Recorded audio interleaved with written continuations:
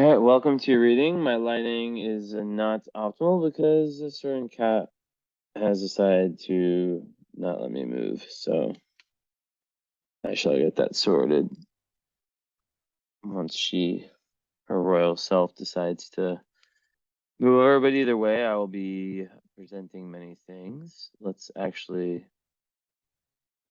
Oh, okay. I didn't hide the last name for Fernando, which is my protocol. So, compatibility of Fernando and Mandy.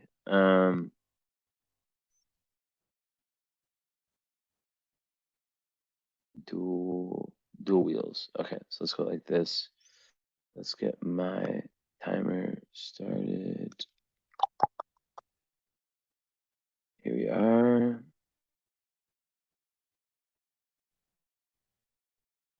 Okay. Boom. All right. Let's see what's going on. So these are both your charts with a lot of the asteroids and points that I use for relationship stuff.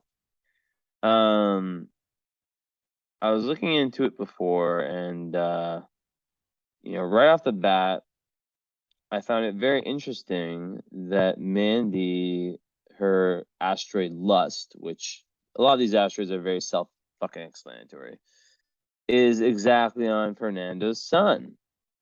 So that creates a very good sexual energy, which we'll see, what the rest of the reading shows. And besides that, also, so Fernando's sun is at 22 Pisces, and it's 2239. So also so in Arabic parts, the part of husbandry is literally on from Mandy's part of husbandry. Don't worry about what those mean. They're Arabic points. I'm gonna move you, Mika. I'm so sorry. You can stay right here. Give you a nice space. I know you're gonna run away and be all Scorpio Moony, but try to stay here. You have enough space between Esme and you. Stay, Mika. Stay. Okay. I'm gonna turn some lights on. 1 second. But yeah, so the part of husbandry, it's an Arabic part. It's not an actual planet, but the fact that it is falling there is very, very significant. In very, very obvious ways that don't have to be explained. So I found that interesting. I'll do the house stuff after. Well, also, and yeah, and then, like, if we're on the topic of Fernando's son, Fernando, it falls in Mandy's 10th house. So, Mandy with her 0 degrees Saturn benefits from, and also close to the Black Moon Lilith. So, 6 degrees away. So, or 5 and change. So, I mean, I think that, Fernando is able to kind of call out Mandy on her darker side. It's kind of funny. Mandy's Black Moon Lilith falls exactly on my sun. I'm like, shit. Like if she met me, would she like try to like murder me?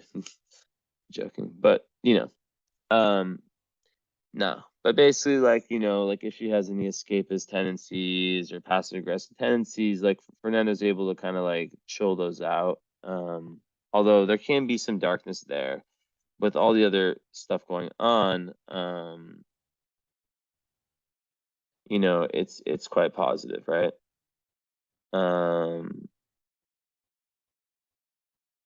So let me look at one thing really quickly. I have my phone out. I've like kind of moved some of my notes there. Yeah, there's definitely like a very intense obsessive energy also with Black Moon Lilith and the sun. So, and also very transformative. So, you know, like the deepest fears being revealed, feeling that kind of like really feeling held by the other person. And you guys are both partners are able to work on their shadow sides, right? Because like Mandy, her black Lilith falling on his son, on Fernando's son, is gonna make it so like any of his lower Pisces energy, like the escapist part, not chasing the dreams, like not dealing with reality, not taking like all the ideas and kind of, you are a Leo, fellow Leo rising, which me and Fernando have such similar charts. It's crazy. There's still, she's gonna call him out on his bullshit, or Manny, you're gonna call. One of these readings, I'm always like you. Okay, I'm gonna just say names. So Manny will call. You know, no, okay. Now I'm gonna speak like, okay, Manny, you're gonna call. You're both watching this, so yeah. So Manny, you'll definitely call him out on his bullshit. So I found that interesting. Now, other way around, 3-degree Sun in Cancer for Mandy. Now, this is falling in the 12th house, but guess what? You guys have dual. It's on her. It's close enough, to conjuncting Fernando's black moon Lilith. So you guys have it both ways. So this is a huge theme. Lilith is really like showing up, right? It's also very sexual, right? And there's this very deep magnetic attraction. You can almost feel dangerous and wild at the start, and yeah, like very spiritually, but spiritual, and it can almost be like addictive. Like you have to watch, like the people who have this can almost be like addicted to each other. So there can be like lots of destructions, but yeah, it's very seductive energy that can, that needs grounding, but it can really keep people together and keep that fire burning for a while, right? And it's this shadow work that you guys are doing together. You guys are both growing spiritually, so it's perfect, and it's about connecting to the authentic inner being. So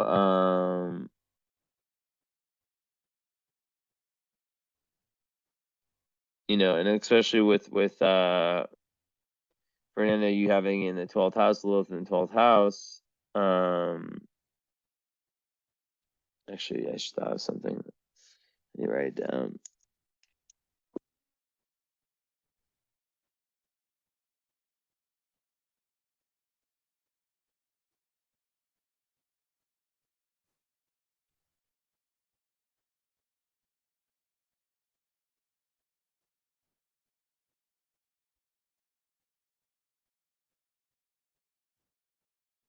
Yeah. I just realized I don't really have many of the Black Moon Lilith stuff in any of my hardest aspect series. So yeah. So yeah, just like obsession, and tons of chemistry. Like there can be like a taboo vibe to the relationship, irresistible attraction.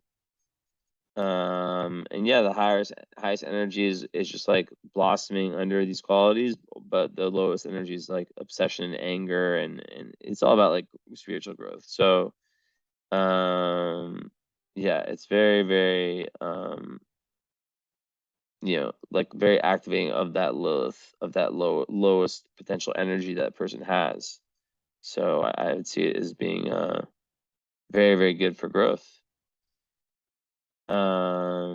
And just like super transformative, right? You'll never like come across as like a typical couple, but it can make you very happy together. And because you guys both have this in each direction, it's like a test for both of you, and it relates to, like, taboo things like sexuality, taboo sexuality. Also, like there can be like some hidden anger and obsession that can be activated. So it really tests both of you guys. And there's really this push and pull energy, like from both sides, and this deep attraction. And yeah, possessiveness, obsession is common with this. And yeah, what else can I say? Also, there can be like, yeah, too much importance on sex, and with the lust, I imagine that being the same thing. But yeah, I like this one. I like this one. So aside from that, the sun falls in the 12th house for sun. You know, Manny's sun falls in his 12th, so that's just showing it's a karmic relationship, and that you guys have lots of past life karma, this, that, and the fourth.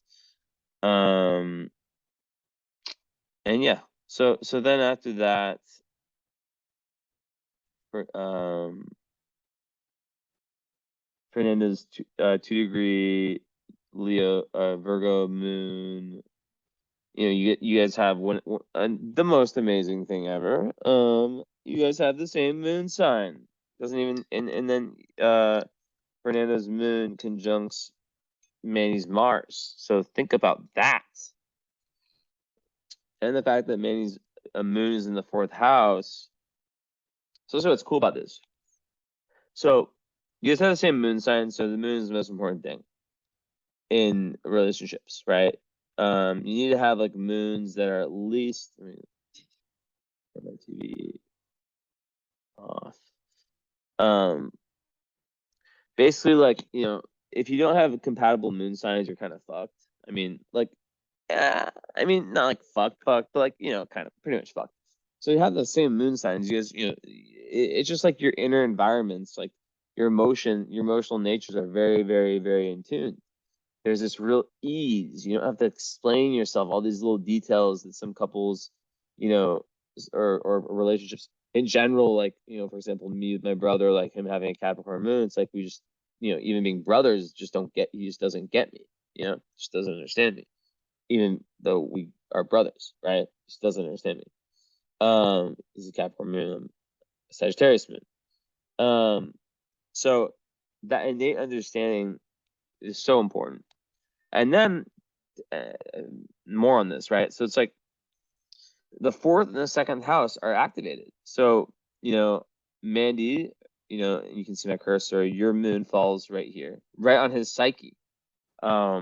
Which we'll talk about it in a second, but you know, most importantly, you know, the fact that Mandy's moon falls in the 2nd house,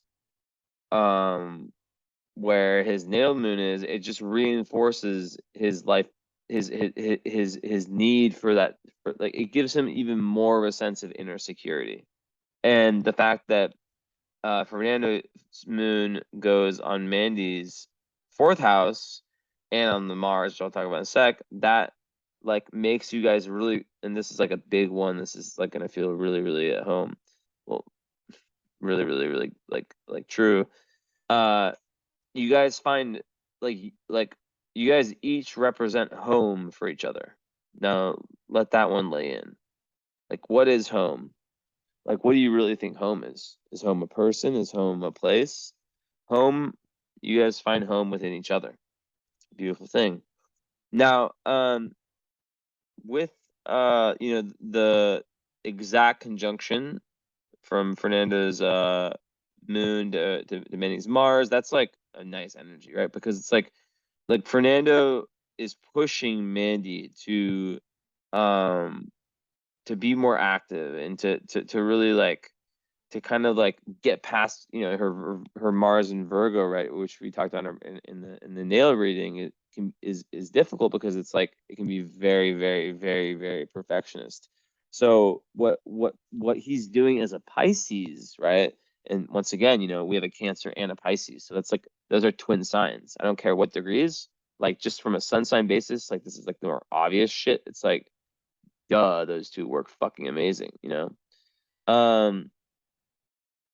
But the fact that you know, it's landing where it's landing, it basically his like, because there's so much comfort, like on like the value system and the inner security, you guys are able to really excel in your different areas of life, but also really have this super comfortable relationship within yourselves and with each other. But yeah, I like how his moon pushes Mars forward, because he and don't worry if I interchange between he, Manny, Fernando, like it's just what I do. It really pushes her forward towards her purpose, towards but like also the Pisces part of him, which is so empathetic, is like, calm down, you don't need to be so perfectionist. And you guys both have Virgo moon, so that's something very karmic, right, that you guys are working on together. And probably through my readings, you guys would have both understood that big message of the perfectionism. And because you guys both have that, you have to watch out to not antagonize each other. But like living together is so nice, because it's like, and I haven't looked at the composite yet, because um like when you both have Virgo moons and you live together, like, I mean, Virgo moons love cleanliness, right? They love things to be a certain order. They have a certain system. So like having that already is just like, you don't have to fucking, like, for example, let's say like one of the things I have with my girlfriend is that she's becoming cleaner.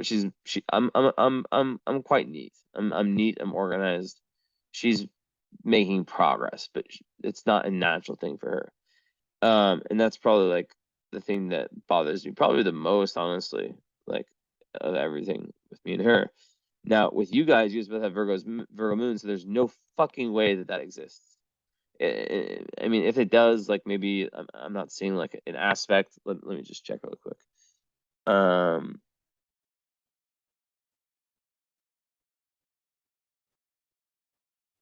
mm, no here,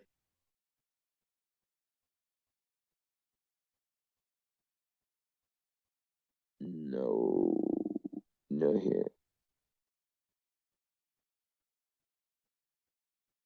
no. I mean, do you want to call the moon opposite Saturn? Yeah, I mean, I guess with Mandy, having her moon opposite Saturn, like, that adds even more like perfectionism, right? So, yeah, it's important that Piscean side comes out. So, okay, going to the psyche thing, let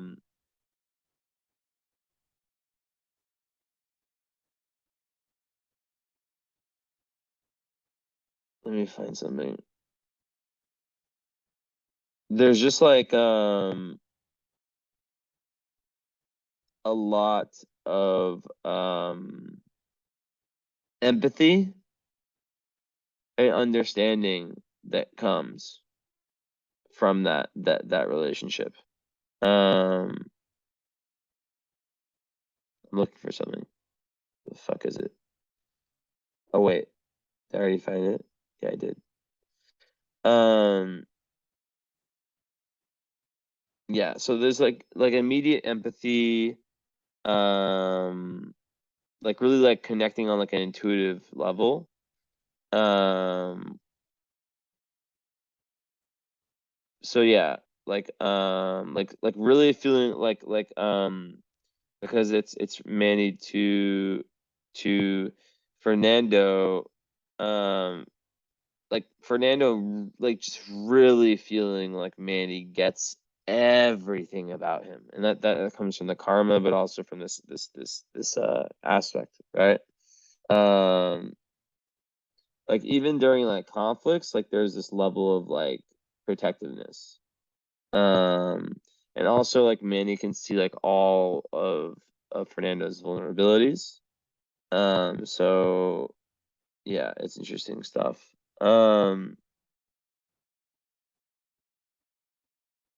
Also because it's in Virgo, there can be lots of communication around really deep topics. So then moving on from the moon, or did we go both ways? No. Yeah, because they're both Virgo. So just like sun, like both having your suns in water signs, I mean, and you're both having the same moons. I mean, come on, like from a very basic level, like come on, does it get better? I don't know. You tell me. Um, but I mean, that's as good as it gets. Both, Pisces are in Cancer are twin signs. They're very, very similar. And, you guys will be like on a lunar and solar level. You guys are like made for each other from what I see so far. And I definitely think you guys like this is like kind of what I would like think of when I saw something like of like a, I don't like to use the word marriage, but of a long term kind of relationship, like a very, very serious one that can last like a long time. We have to see what Saturn's saying and all that stuff. But yeah. Okay. Okay. So then, Venus. Let's see. Let's look at the ascendant. So the Leo 4 degrees falls over here, close enough to the part of passion on Mandy. So speaking more of that into her third house. So he, his Leoness kind of encourages her to speak her truth more, and to be more bold and to be more brave. And her being, a Gemini rising is definitely, falling his 11th house. It's at 12 degrees, and the south is 11. So, you have these two. You have, I don't know how that one got in there, but part of husbandry again. So you have two part of husbandry, which can be, even though it's like going the other way, it doesn't matter. It's still like a, part of, it is like a point that indicates that, that high energy in relationships. But then, it's also conjuncting Chiron. So that's very important. It's in the 11th house. So Mandy's way of going about life, her Gemini personality, it helps, because Fernando, his wound is around, so this is beautiful. It's around not being able to express himself, not feeling like, he can trust his thought processes. We talked about all of it in the reading, the Chiron in Gemini, right? And really need to find his voice, his authentic voice, especially as a male who's trying to move towards spirituality in this kind of world where it's not many men make that step, right? That's the biggest step you can make, and men make it, but they're like 50 or 60, and then it's like, why the fuck? They all wonder like, oh, why? I wish I would have done this when I was younger. I wish I understood like, these deeper parts of life would have enriched every part of my life, and that's what Fernando's doing right now at his age, which is very good. But yeah, like basically like her Geminian qualities like kind of give way to him being to the healing, to his Chiron 11th house healing. Also, it helps him be more social and more integrating groups, and also more integrated towards his like big life goals. Now, so this is all good so far.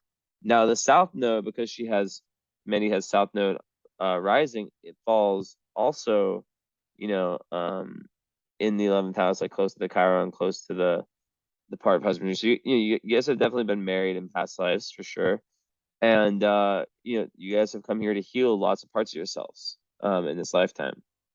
So if we're on the subject of South Node and North Node and all that, South Node Libra at 12 degrees.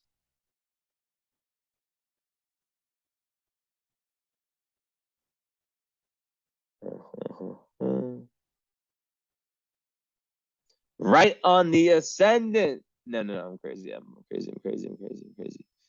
Okay, close to the Jupiter, 7 degrees from Jupiter. So that is speaking about, very, very positive. We'll see what like the whole synastry chart like says, the squares, opposition and stuff. But that's like, speaking about like very positive past life karma, very expansive and all that. Now the North Node, it's very important, so North Node in Aries for Fernando, North Node in Sagittarius. And they're exactly trine, 12 degrees, 12 degrees. So where you guys are trying to go on a karmic level is literally like so fucking like, you can't write this shit. Like it's like so similar. They're both fire signs. They're like twin north node signs, basically, right? Sag and Aries. So it's like you guys are both headed for very, very similar destinies. You're both really trying to help each other get there. So May's North Node 11, is on the descendant. So like a lot of her karma is like trying to find like, like this type of relationship and like really like give more to the relationships in general.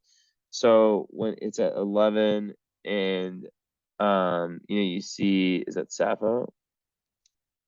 One second.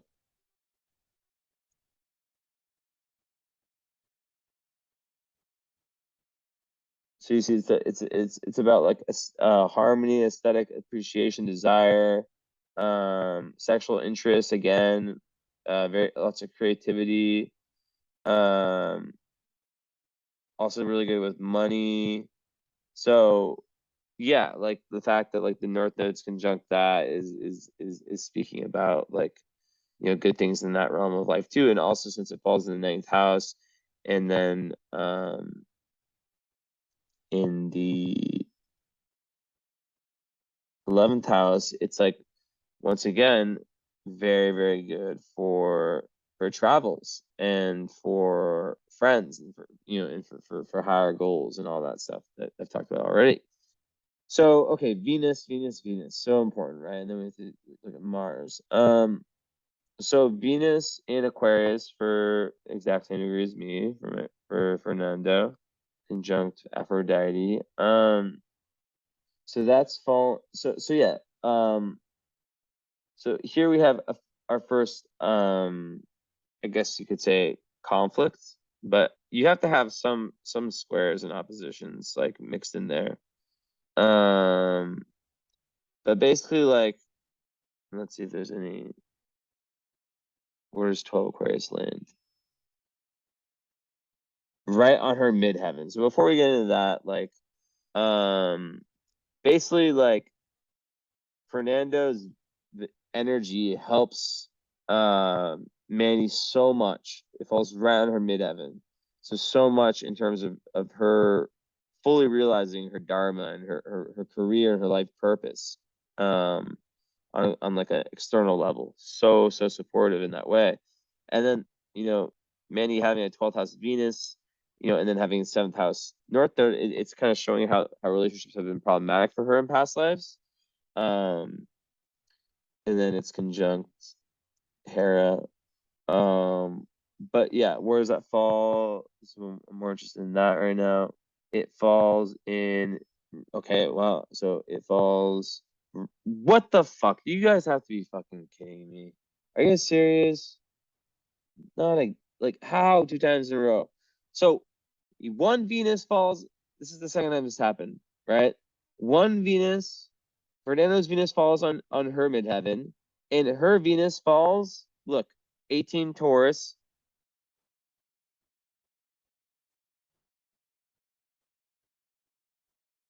Pause. 18 fucking 19 Taurus on his midheaven and Mars. So that is very supportive. Venus conjunct Mars is very good. And that's going to balance out a lot of the difficulty of the square of the Venuses, right? That will just speak to you guys kind of like having different love languages in a sense. But like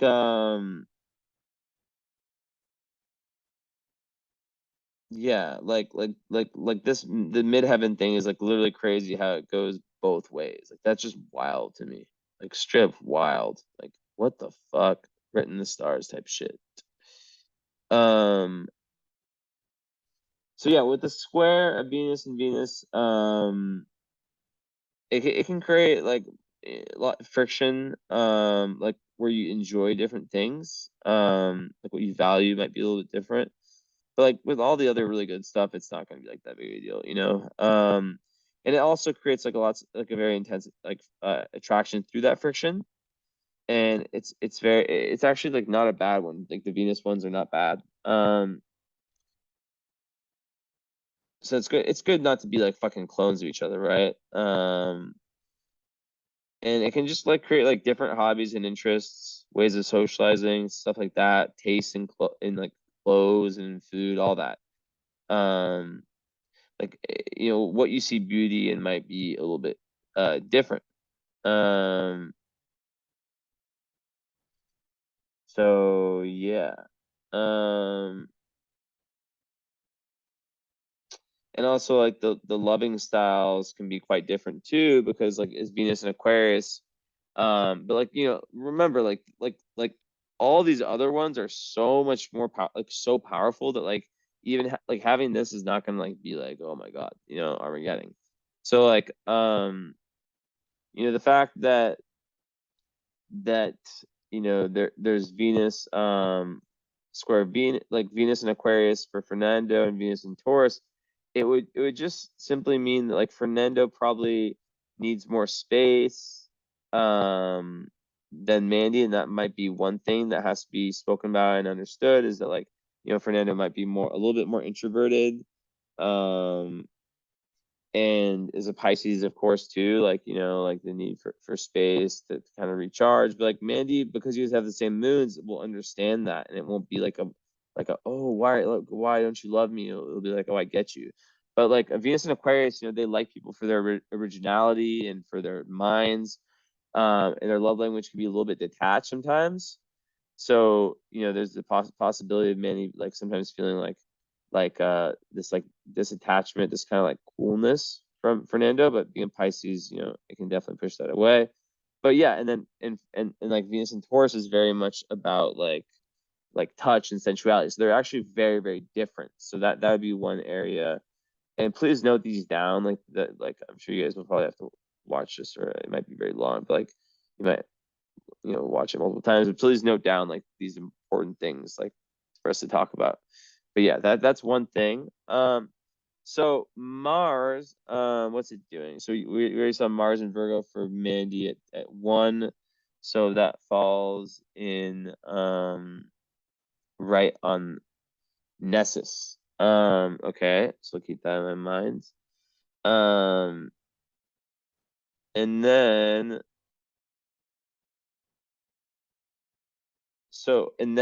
the Mars for Fernando is right on her Venus. Oh yeah, I already said that. So it's like Mars on Venus. Okay, first of all, okay, let's start with 1. So and how close is the orb? It has to be really close. Yeah, it's like literally exact. So mm,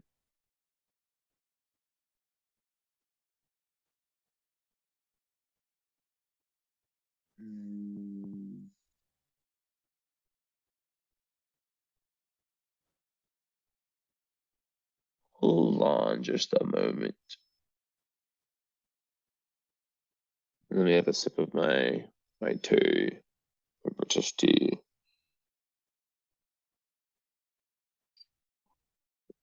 Yeah, this is a big one. From But I'm looking up shit about it because I honestly don't fucking like. There's so many of these asteroids. It's like yeah. Look.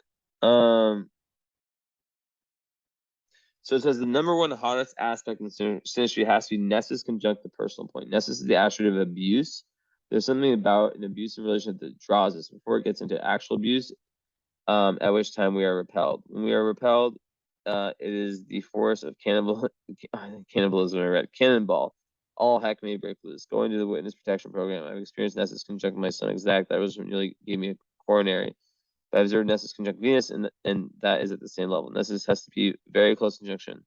I've not experienced anything except the sun. Okay, so my client's going to be climbing walls. So yeah, it's not it's Nessus is about abuse. Now I'm remembering, right?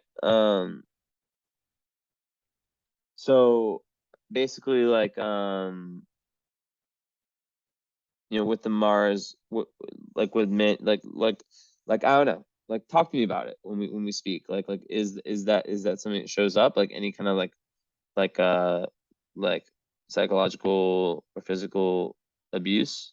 Um, but really, I see it more like in the context of everything is like just heated passion, right? Like it's just like more of that, like, in a relationship you need something that keeps the heat going over the long term. So this is one of those like really hot ones. Like just yeah, just like very, very passionate. Of course, like I said before, it can be very, very nasty at its worst, but if you're, you know, if it's really like, um doing big things, then it's different. Or if you're doing big things spiritually, then it's different. And then it's at 1. So okay, there's no nodes. Yeah, okay. Um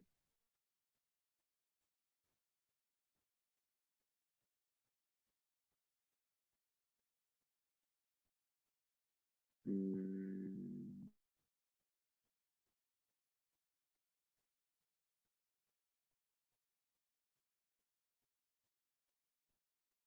and 16.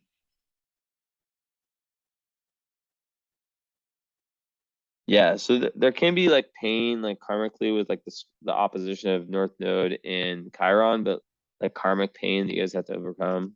I already kind of touched on that. So yeah. So hold on,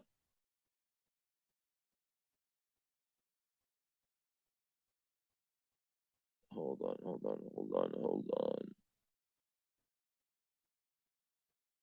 So I want to get the aspect grid open in a sec.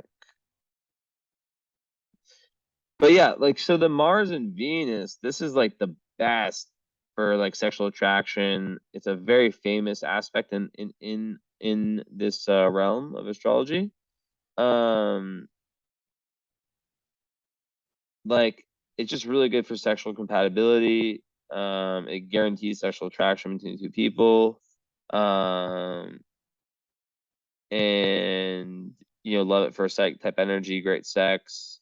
Um, usually the Mars person, which in this case is Fernando, is seen as like the initiator in that way, but the Venus person, like feels that Mars person like fits their ideals of what they're attracted to on that level, right? Does that make sense? And then Fernando, Mars person, like sees the Venus person, Mandy, as like his ideal, beauty ideal.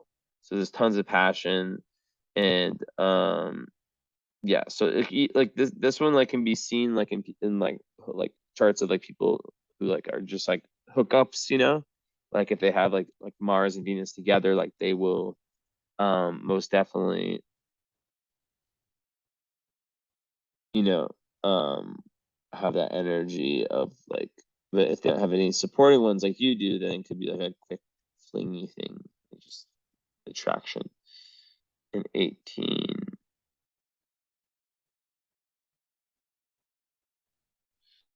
Then comma, that's what don't know shit about. Um, fuck, which one was comma? Comma is the one. Um, comma is the one. I need to look it up.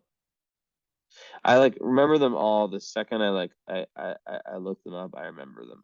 I'm like, oh yeah, this one. But there's so fucking many. Okay, let's see.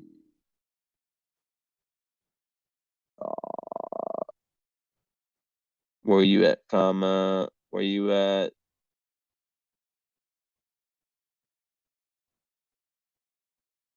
It's hiding.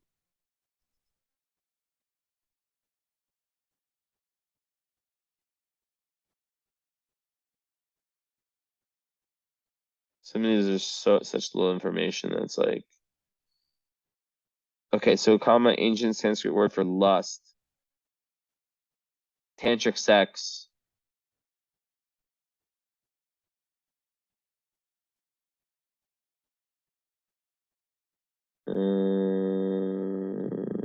It's very sexual, like higher sexuality.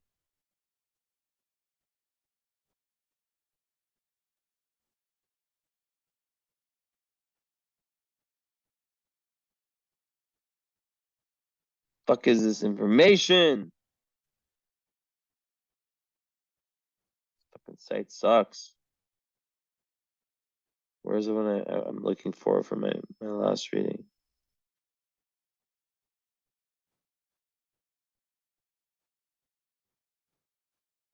Where are you now? Okay.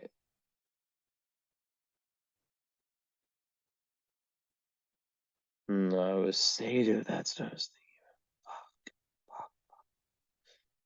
So maybe I was tripping. Oh no.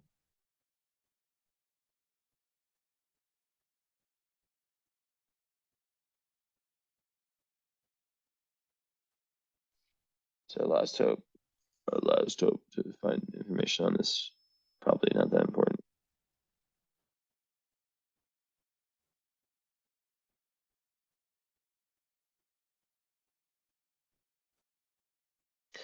Do I have Dejanira in here? I better fucking have it.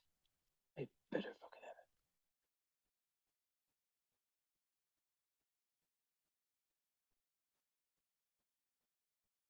it. Uh-huh.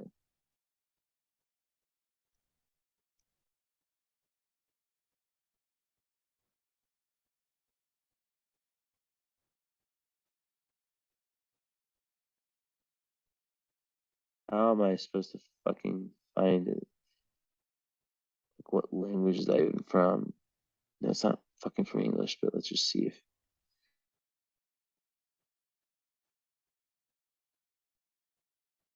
Wait, hold on.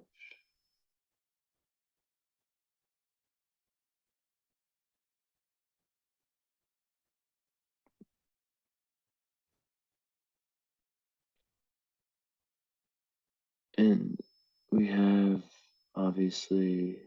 Okay, so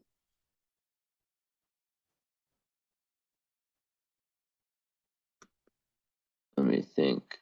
I have so many of these fucking asteroids. What is Dageneria? It sounds kind of.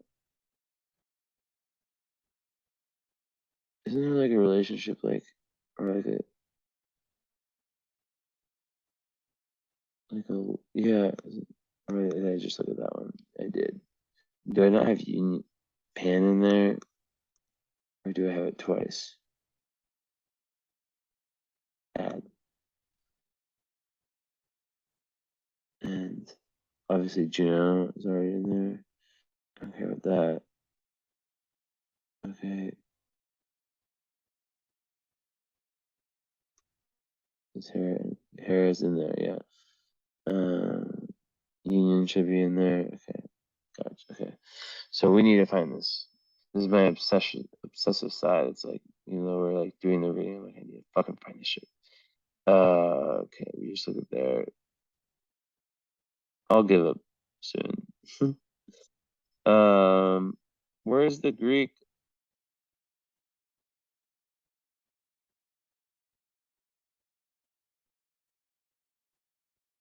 To see how I find my asteroids. Pretty interesting, huh? Okay, it's here. I know it's here. I feel it here.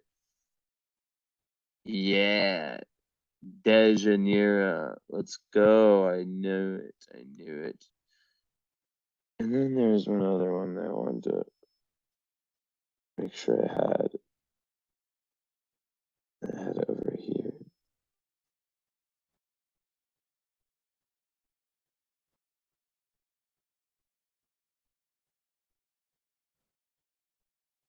No, it was comma, right?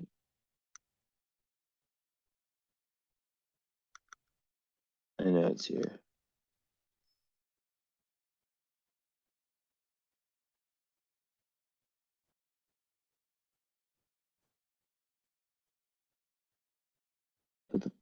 Okay, I'm just not gonna fucking bust my own balls trying to. I guess I am. Comma, Indian. I know it. Yup. Yup. Your boy is so fucking good at languages. Okay, now we're good.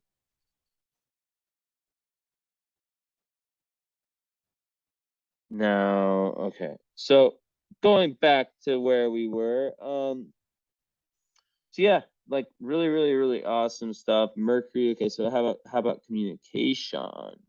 Because like the moon settle, the sun settle is very, very, very, very simple. But we'll have to see other aspects to them after.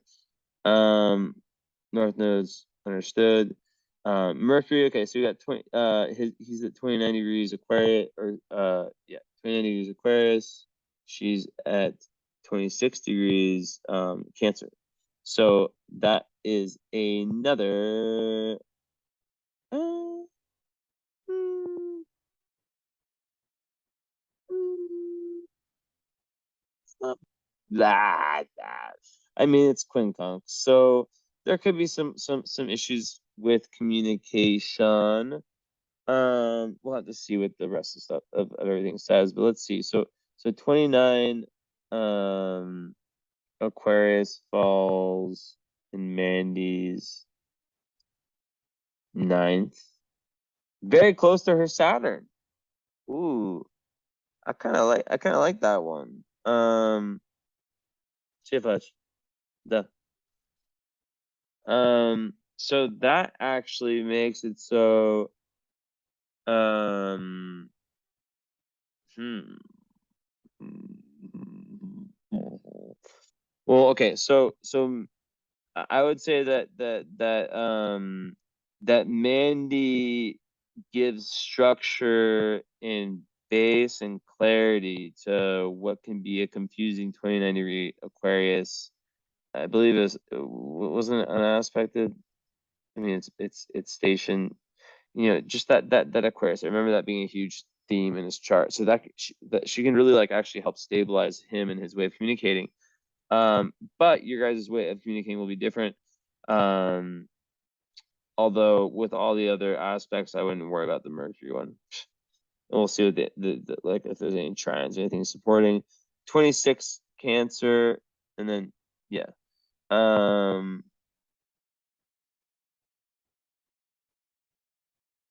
Ooh, another part of marriage one.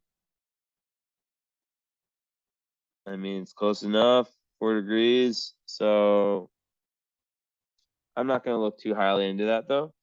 But yeah, into the 12th house is more important. So yeah, I would just say that we need to talk about communication, but like having the same moon signs, like you guys just get each other anyway. So it's like, um, he might have a more flighty, airy style of, his ideas, but it's not good to have fucking clones of each other. So it's like, and it's not a hard aspect. So, okay. All right. Now let's see. Where does everything fall? Yeah, also like Mandy can, like, her communication, her thought can bring up a lot, can help like bring out a lot of Fernando's shadow and his kind of buried past life stuff with his black angels in 12th house. Okay, so Jupiter, where you at? Jupiter, Jupiter, Jupiter, Jupiter, Jupiter, Jupiter, Jupiter, Jupiter coming once, 5 Libra, and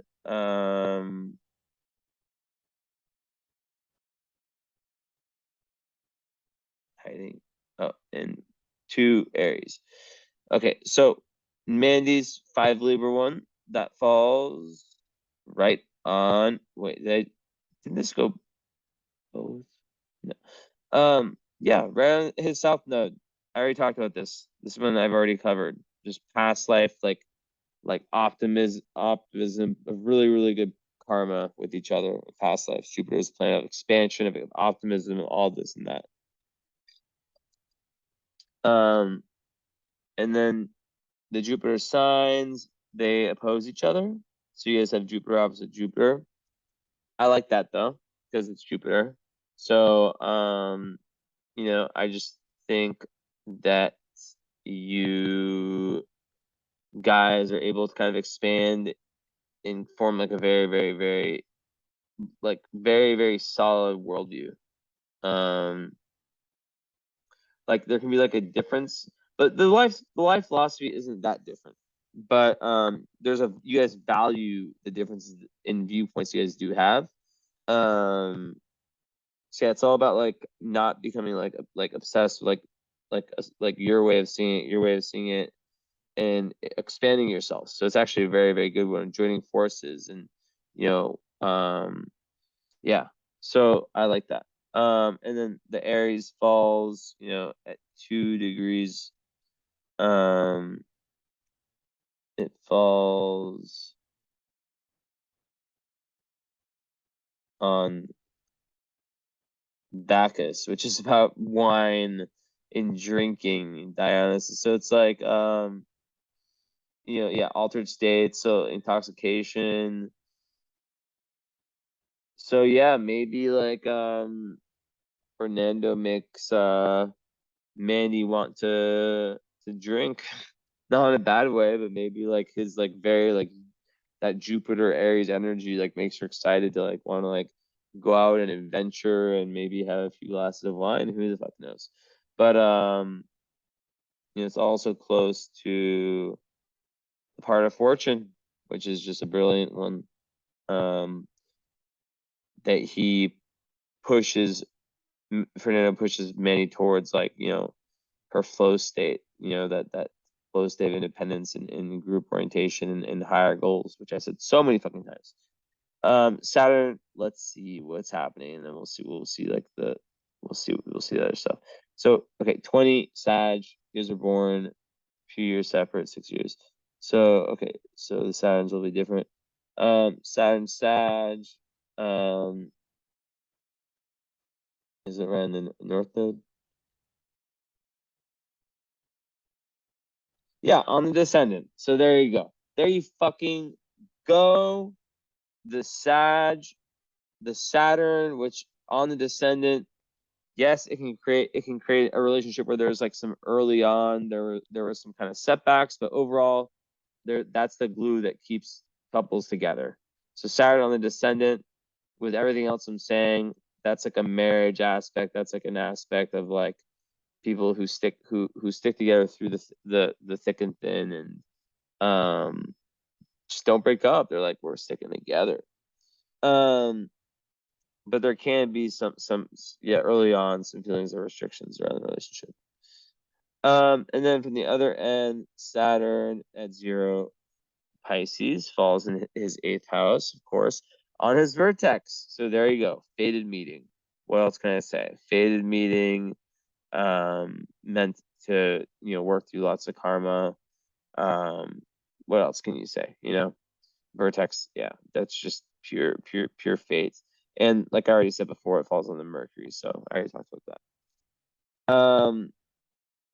And it's in the 8th house, so yeah, like basically like she's reinforcing his need for like death, rebirth, and transformation, and spirituality, which is obviously seen showing up. So then we see like the two in Mandy's the Capricorn ones, and these ones are falling in the 6th house. I'm not gonna make much of these, like just because it's like, well, the house placement, I guess, yeah. So and then on the other end, it's 8th and 9th.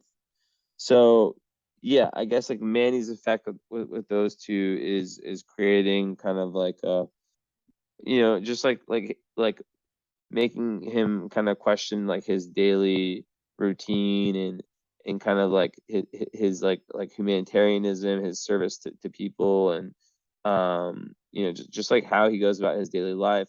And then Fernando to Mandy, it's like more about like making her kind of like look deeper at her own beliefs and her own you know shadow work, and with the hold on, it's Sag and Cat. Oh, I'm reading this wrong. No, so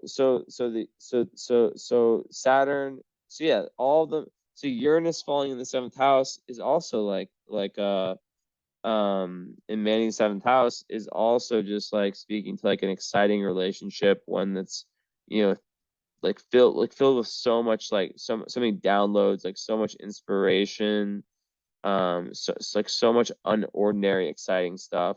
And then, you know, the Neptune falling in the eighth, is that what it was? Yeah. I mean, I think that is just like about like that's a good one. You know, that's like deepening her spirituality pretty much. Which her Neptune's in there already. So it's just like it's just like creating more, even more of like a spiritual kind of creative bond. And then Pluto finally is you know, probably very similar at close degrees, both in Scorpio. So, you know, like you know, in the sixth house. So yeah, like Fernando having that a similar kind of like impact, but different on, you know, Mandy and her day to day and her devotion to service, and that basically what I just said, but in a more intense way. You know, kind of like if there's any workaholism, like making sure that it's not like, you know, that she's taken care of in her day to day. And then hers to his fourth is just like really like reinforcing this kind of that whole thing of like being each other's home away from home.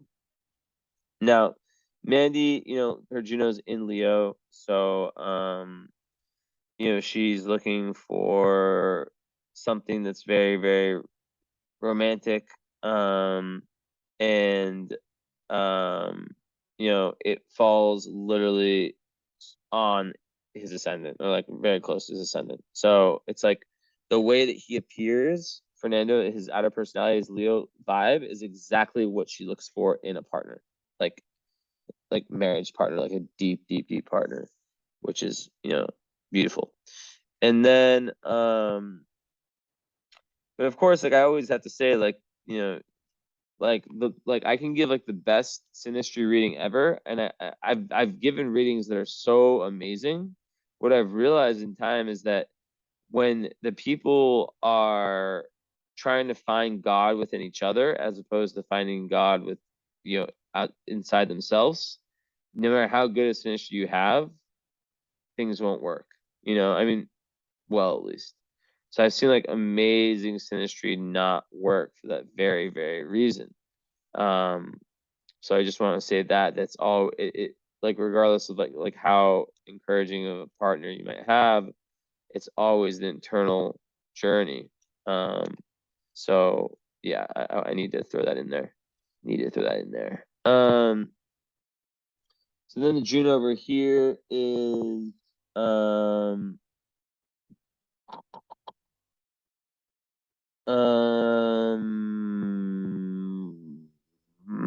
Aquarius. So he likes a partner who gives him space, basically, right? Like his Venus sign does. And you know, for Mandy, it is definitely something that, you know, with her chart, where the fuck is Aquarius? Yeah, I mean, it falls like once again on the midheaven. So Fernando, like the way that Mandy kind of presents herself in like in a kind of like in her kind of worldly manner, outer manner, like that higher manifestation of herself, like is very, very attractive to him. But yeah, the thing with space is the one thing that so far I'm like, okay, I need more know more about that. Okay, and let's look at the four main astros, or three other ones. Ceres important, second, kind of like a second moon ish. Um, for for for Mandy, it's at 25 Aries. And I don't know. I'm more on. Yeah, I'm not gonna go into that. But yeah, she definitely requires a level of independence herself. You know, and feels nurtured when she's been given space to be independent. So that kind of goes both ways a little bit. And then his series is in.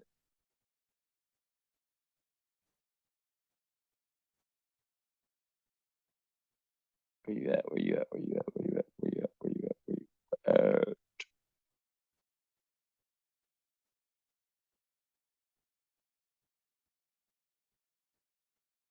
I just I lost my mind. Where is that backward question mark? I know you guys both see it, but I don't.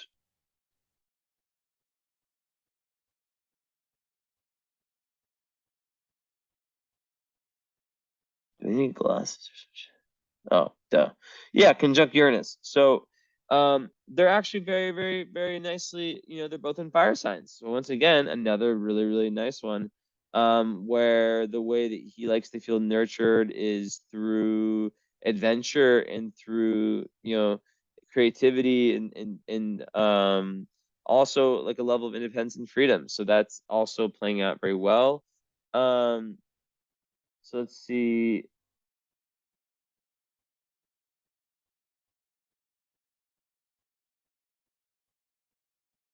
Yeah, and it's in the seventh house, so like it goes right into her house, right into the seventh house of partnership. So lots going in that partnership house, right? All of these, even Vest Palace. I mean, going in the seventh, you know, it's basically just like more of like that intellectual kind of like curiosity and that playing out in relationships and him wanting that in a partner and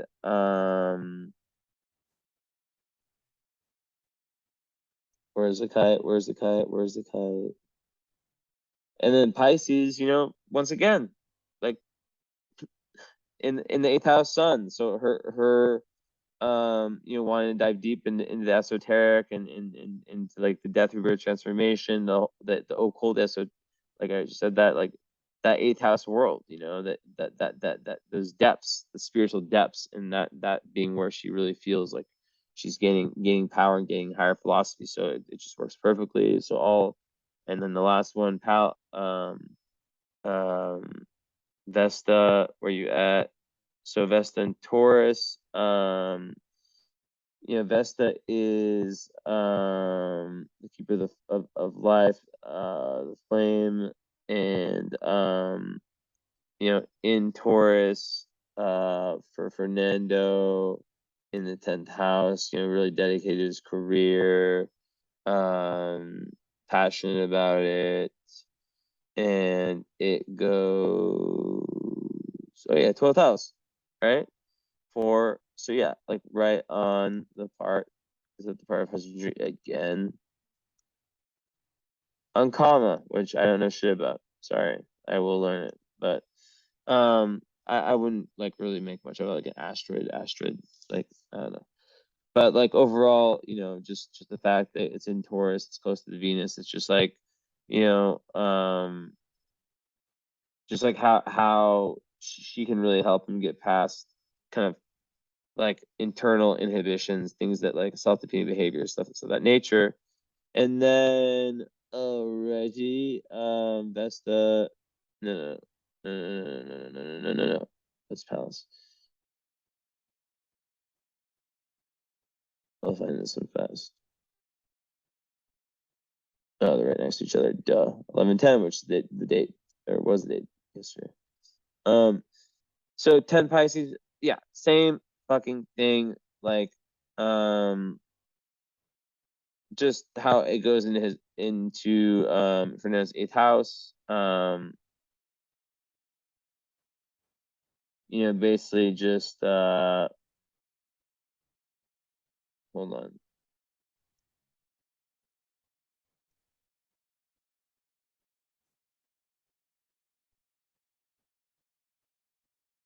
Yeah, so yeah, just more like exactly what I said before.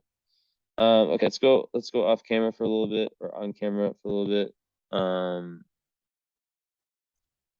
Let's pull something up.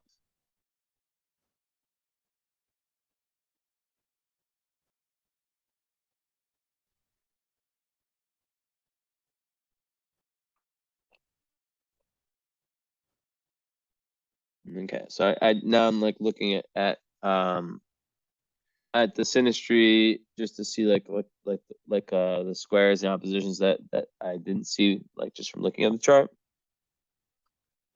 Okay, talk about this, talk about that, talk about this, talk about that, talk about. Okay, so Fernando's moon opposite Saturn So yeah, that's more about like the long lasting. It speaks to what I talked about before, right? Just like how it's very long lasting relationship potential, the glue kind of, but how there can be like early setbacks, you know, like there can be like feelings of insecurity, especially at the start, with Saturnian, like relationships or Saturnian. I really want to look at the fucking composite to see like what's going on. And yeah. Okay. So yeah, speaking of Mercury, Fernando's sun trines Manny's Mercury. So that is gonna actually make it so um, that Pisces sun part of him is very, very understanding of that Cancerian Mercury. So that's pushing away some of that difficult communication energy, and understanding each other's point of view. Fernando really understanding Manny's way of thinking and being. So you guys have like such overwhelming like good aspects. Um, okay. Yeah, and then like for like the sun and Uranus, that's like more about like like the excitement that this theme I keep seeing, right? Of like um just like this Uranian excitement of things that keep kind of like the flame that keeps burning. Um, Lots of surprises, good surprises in the relationships, and probably some like really, really good intellectual connection and mental skills you guys kind of share together, and intellectual stimulation being very good. Now another, okay, um, same goes for Neptune, so that's another really romantic one. And also like can create a spiritual relationship. Maybe like you guys like being around like water together.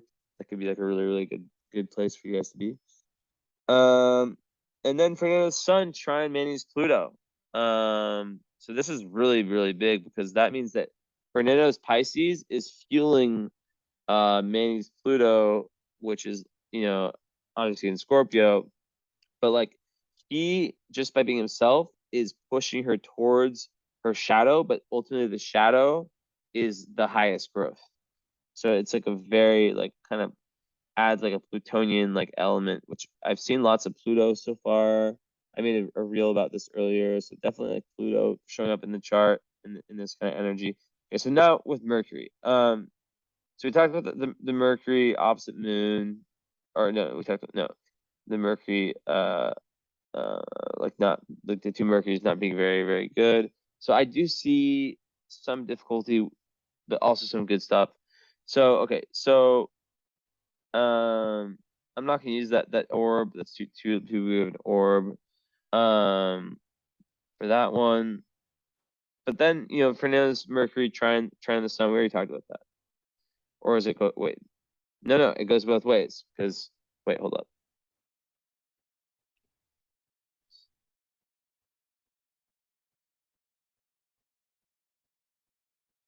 Yeah, although it's in Aquarius, it still is a trine of the sun in Mercury. Um, so yeah, that one I need to know more about because it's a trine, but like he's a 29-degree Aquarius Mercury. It's not a Pisces Mercury. Um, and Fernandez Mercury opposite of Mars. Um, yeah, so communication could be like one thing. But we'll see what the composite says, the combined chart. But like this one, like also like it can be fiery. It can create kind of like discussions, but it can make like sparks fly.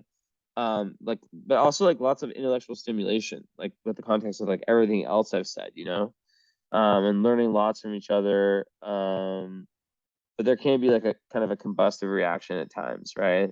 Misunderstandings, but like because you guys are so on the same page in all other areas, I don't see it being a big deal. And then of course the Mercury and the Saturn, you talked about it, like just like really good for enduring relationships.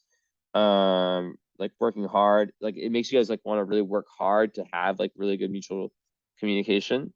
And it also makes you guys really take each other seriously on like a intellectual level. You guys could even like work together like in some kind of way. So yeah. Okay, Venus.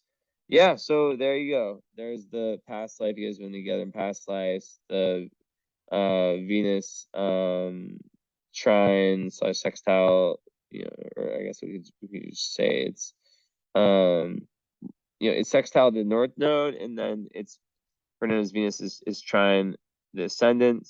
So that's a beautiful one. Both of them, the Venus and North Node, that's about just like being like past life lovers. Literally, that's all. That's what it is, and having very good karma in that realm. Not like a square where it's like you guys have lots of, like it's like you guys, it's like very very positive. So you guys are really meant to like be like each other's kind of like points of reference in this lifetime. I mean, I don't want to like put so much pressure, but at least in this current time, I don't know. I don't like to like say. And an exact trine with the ascendant, Fernando's Venus to the ascendant, that's just like attraction. Woo. Um, yeah. So that's just another one, just a physical attraction, pretty much. Like Fernando being very very in love with Mandy. Um, and Mandy feeling very very like confident in her well-being, very like really really high with Fernando there, like really loving like the intimacy, all that stuff. Tons of mutual respect and affection, and yeah, this one usually creates intimate relationships, in like a very high physical attraction. So then Mars, let's see, talk about that one.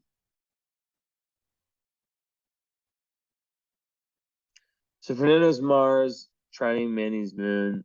I talked about that today.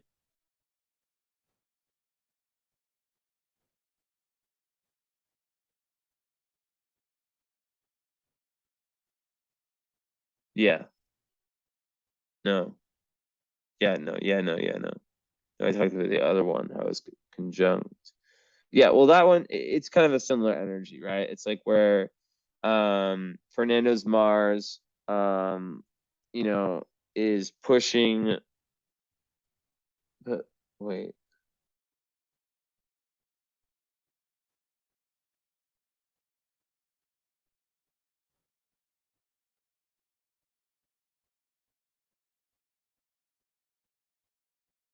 Yeah. Okay. That's what I thought. So yeah. So Fernando's Mars, in Taurus is pushing her to kind of like, yeah, like I said, like work on that the perfectionism, but really like pushing her to like to get to manifest her deepest like emotional desires. And yeah, there's like shared pastimes, like a very energetic kind of energy that comes. I already talked about the conjunction of Mars and Venus. Okay. So Fernandez, Mars, trines, Manny's, Uranus, and Neptune. That's significant. So with the first one with Uranus, it just goes more about like kind of just like very sexual, like very like exciting and stimulating, and like just like giving each other freedom also.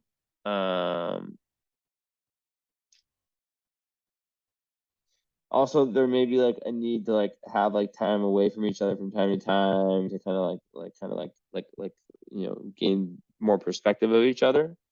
So that's very important, or that it could be very very very very important. Yeah. But then with a Neptune, that's like once again like you guys might be like have like some like joint like artistic or spiritual, which you guys probably do, like thing that you guys do together. Whether it's like meditating or sharing dreams, whatever it is, or creating like anything to the arts. So that's very, very good. Um, and even the square with the sun is nice because it's like it it just kind of makes like kind of gives Fernando kind of gives Manny this like super woman kind of power. Um,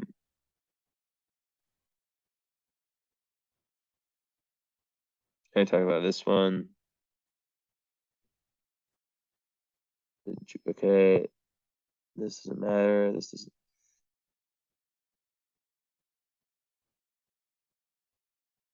Yeah. Okay. So Fernando's Uranus opposite Mandy's Sun. Um. Hmm. That's interesting. So once again, like so much Uranus going on in this relationship. Which is that excitement, that liberation, that freedom, that romance, that keeps giving, that attraction, and you guys have the staying power. So you guys have this interesting thing where it's like you guys have some of the, like I said, people who have this it's like instant attraction then goes away, but you guys have all that staying power. Um, so yeah, it's really nice. But yeah, so it's like this enthusiasm that usually would fade away if this was the only aspect, because you guys have so many other ones that come that kind of hold us up. It's really, really, really good.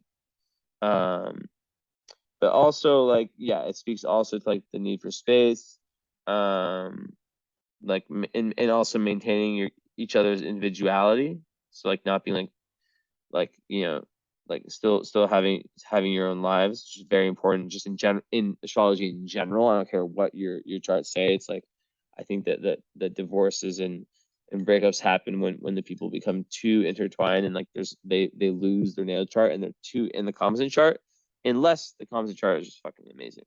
But then I think you're meant to live your birth chart. So I think then God says, you know what, I don't know, it's different for everyone in their karma.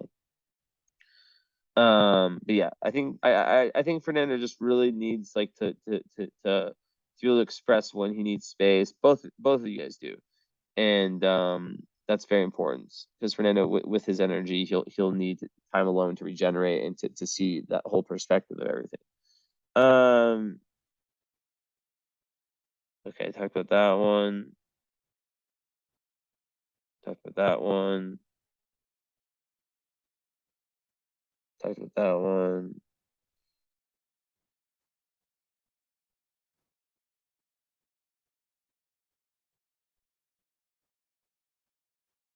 Talk about that energy. Same shit. But I guess with the sun opposite Neptune, for instance, Neptune opposite her sun, many sun. It's okay. So it's very good for the whole creative thing. Finding but finding escape within each other. So it's about finding a positive escape. Problems can arise when you start to sacrifice your own personal needs. Um, for the relationship too much. So yeah, it's important to have that space and that creative component in the relationship. But yeah, overall, I don't want to fucking go act like these are fucking crazy shit. It's very good. Um,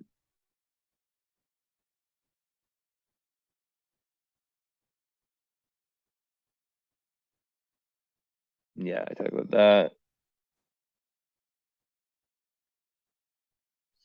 Fernando's ascendant sextile is Jupiter. So yeah, that's nice. Fernando, his Leoness just kind of pumps her up, pumps Mandy up.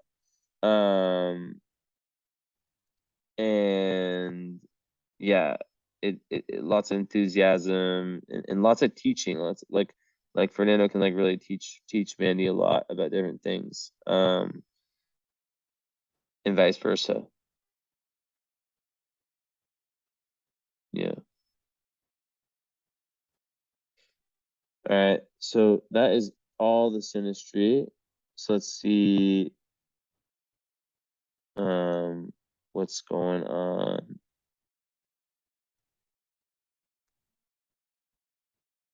Let's open up the grand composite chart. Dun dun dun.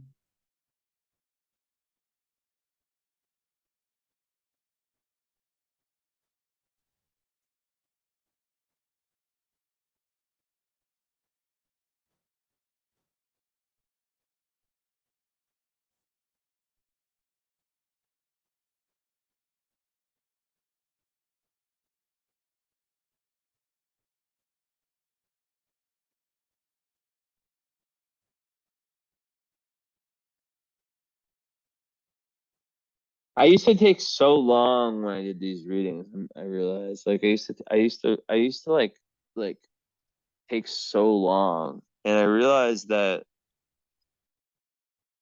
like it's better to have them. I mean, it does take, research, and it's a more difficult reading to do because you're trying to like figure out the overall energy.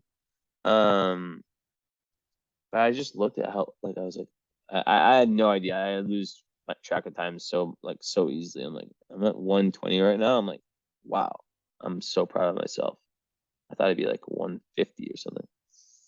So wow, that's amazing. I mean, for me, like personally, and I literally spoke about everything, and like it's about like getting the download. Like I could speak for fucking like ever about just one little fucking inner aspect, but then you guys will lose. It's about you guys having the overall big picture. All right, here we are with the grand composite chart, the combined chart of your two energies, the baby energy that is born. So I wish I could fucking have all three charts up at the same time. Let me think about something for 2 seconds.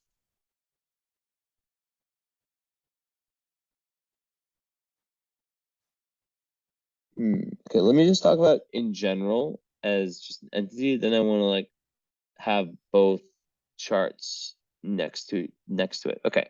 So Sun in Taurus. Ooh, damn, y'all. You guys have a Kazemi in your fucking wow. So when the Sun and Mercury are within 0.17, you guys it forms a Kazemi, which is like a genius energy. I have it in my nail chart. I know I'm so smart. I'm just joking, but I actually do. But whatever. Basically, like yeah, people with Kazemis, they're not. They're either geniuses or they're extremely intelligent. It's not the only way to fucking find intelligence in a chart, but like I've never it's impossible for someone to have a Kazemi and be a fucking dumbass.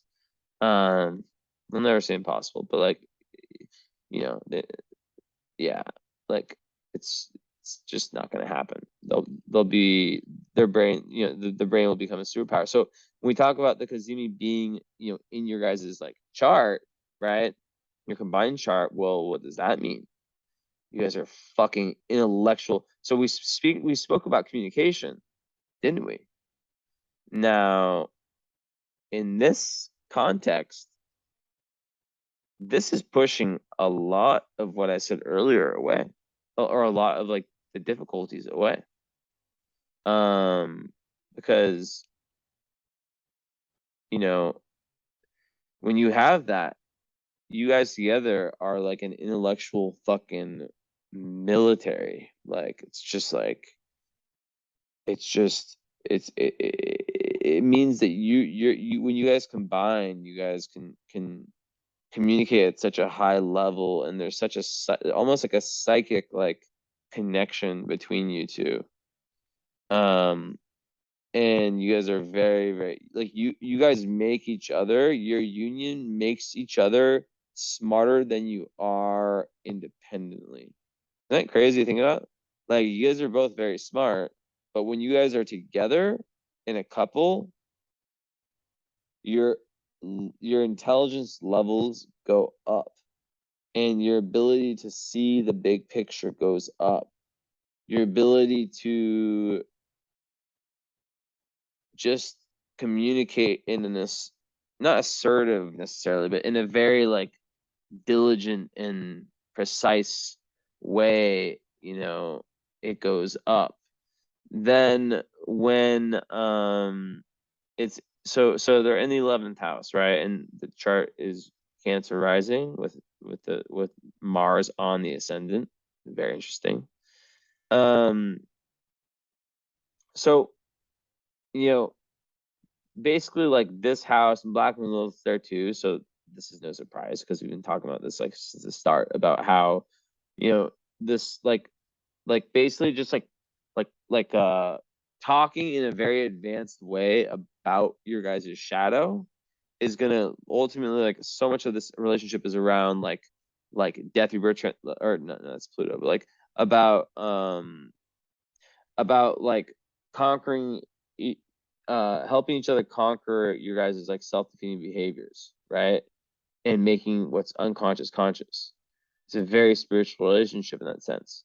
So to have Black Moon Lilith there, it also would indicate that there is some level of like witchiness, like you guys like there is also like you guys have to watch out for like a stubbornness like within your union.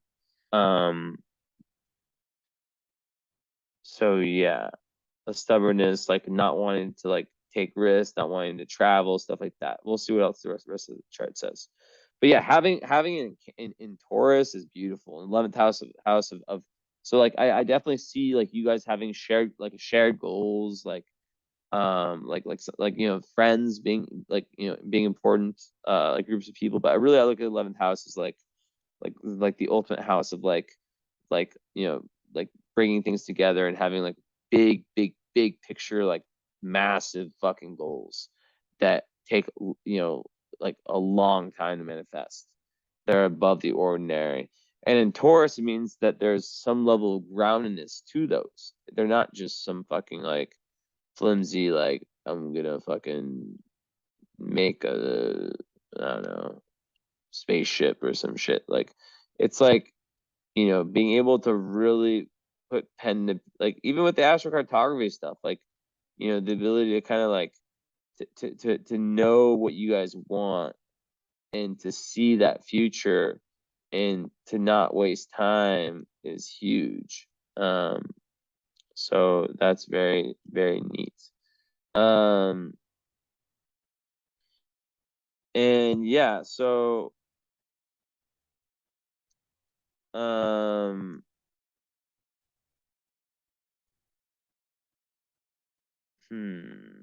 so the composite chart being ruled by the moon is significant because it means that, emotions and, it's important for you guys as a couple to follow like the lunar cycle. You guys will be affected by it. Mars in Cancer on the ascendant means that there's definitely a level of like wanting to fight for just causes. I think that when you guys come together, there's a certain level of peace, but also there's like this real calm ability to assert your guys' needs, your emotional needs, which is Cancer. Even like probably a strong desire, I don't want to freak you guys out, but towards like family, you know. But less than that, a strong drive towards home. Like you guys really like are each other's home. I said that before, I'm gonna say it again.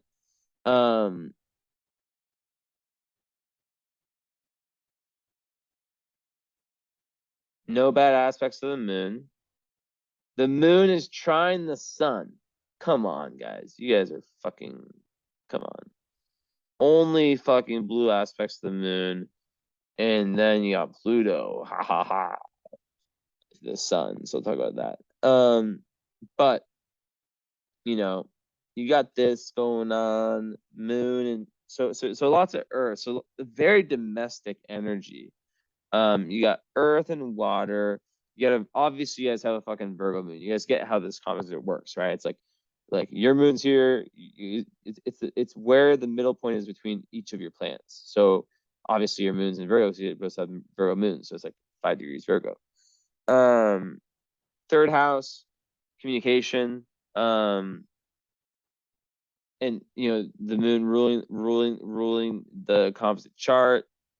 I would just say that, like the expression of emotions, but like really like teaching each other how to express emotions in a way that it, like, because Virgo moons, as you guys know, can trust like logic too much over like the pure emotional energy.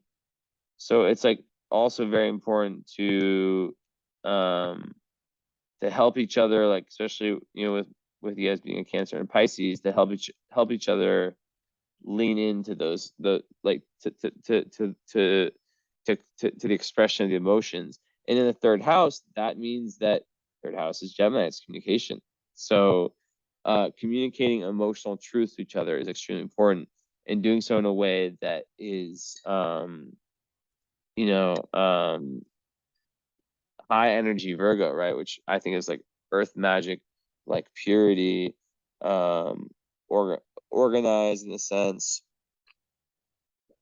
while also being not overly rigid. And you guys are really like you guys need, helping each other with any perfectionism that might linger in it. Kind of, it's okay not to have 100 every time, every day. It's okay being there for each other, the setbacks. That's what I see.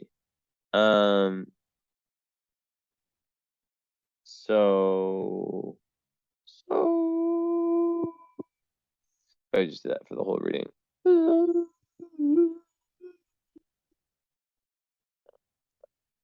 Say.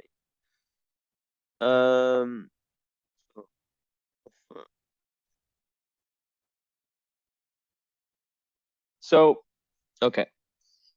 Chiron first house. No, let's not go there yet. Where is Venus at? Look at all that seventh house. House of marriage. House of one-on-one, like romantic partnerships. Jupiter, vertex. Jupiter and vertex together. Oh, fucking such a fated relationship on the descendant. Look at that. With Uranus there. So that's just like, right off the bat,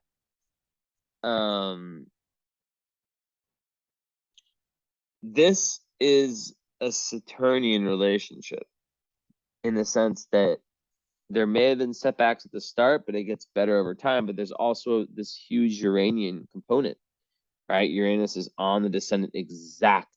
So this thing I keep talking about keeps popping up about things staying exciting, whether it's sexually, whether it's, like how you grow, like things just get like this excitement that usually fades with most people. It stays with you guys. You guys are lucky, not luck, luck doesn't exist.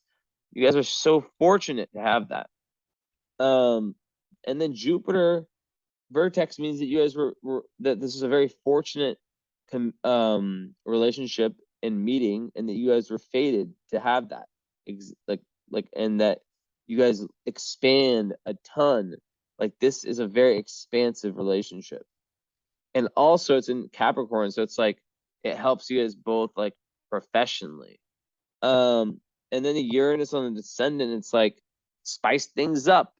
It goes back to that thing I keep saying, which you guys already know what I'm going to say. The need for being, each other, your own individuals, and not like being codependent.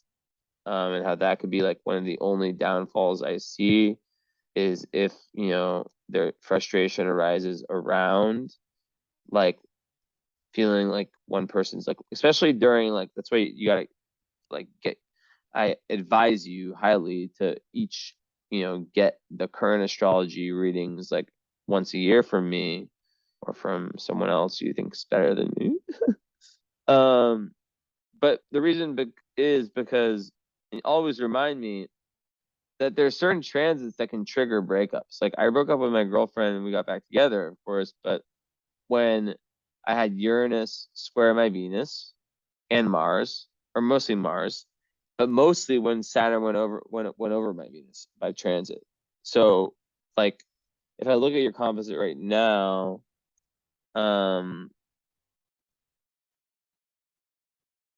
Uranus is actually it's like on your sun. It's like on this right now.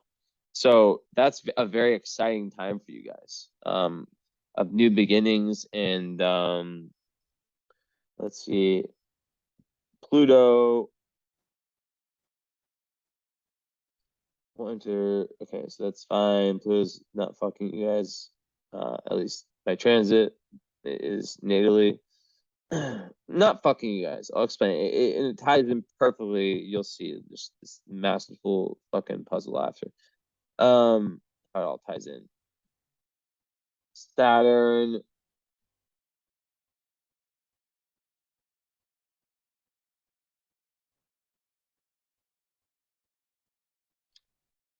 So, okay.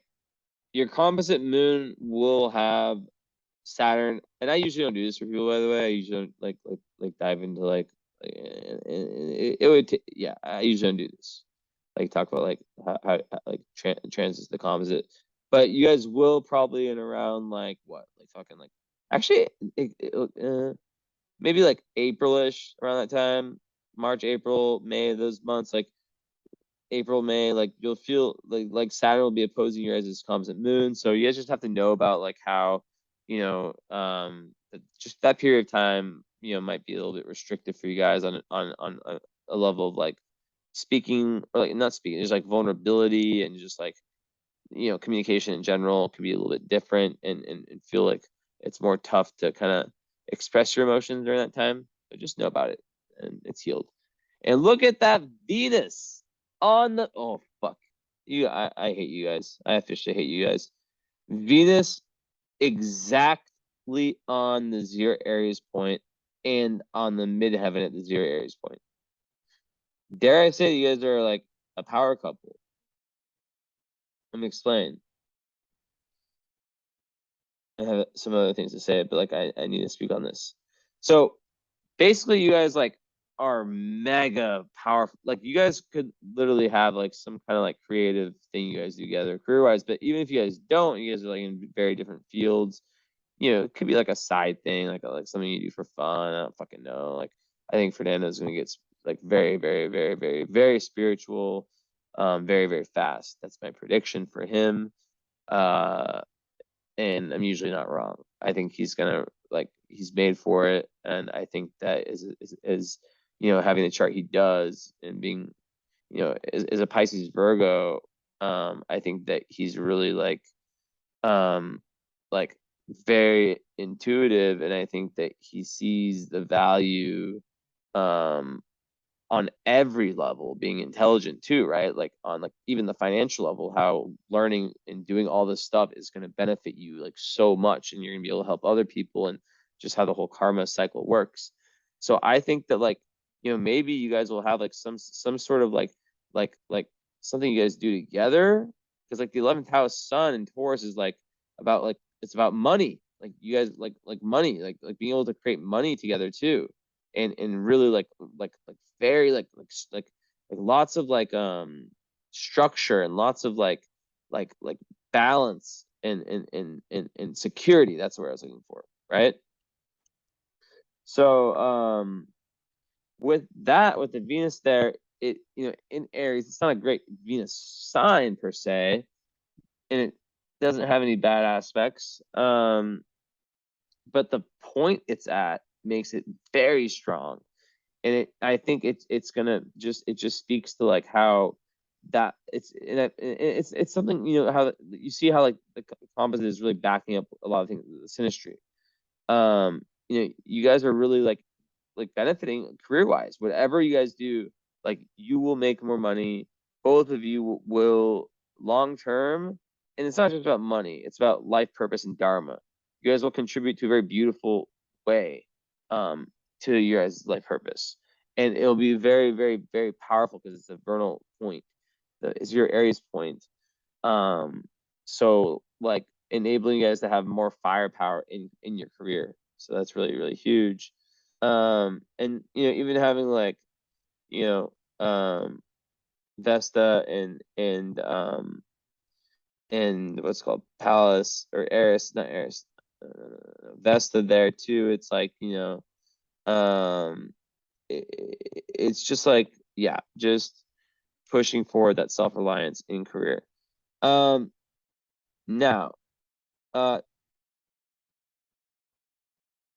big time shit. So Uranus is making all beautiful aspects, like everything. So like that's like just that like genius energy, that excitement energy, that liberating space giving energy, space, all that stuff. Now Neptune's also in the ascendant. So that can be like either like rose-colored glasses in love that deceive, over idealization, or just very high romantic relationship you guys have.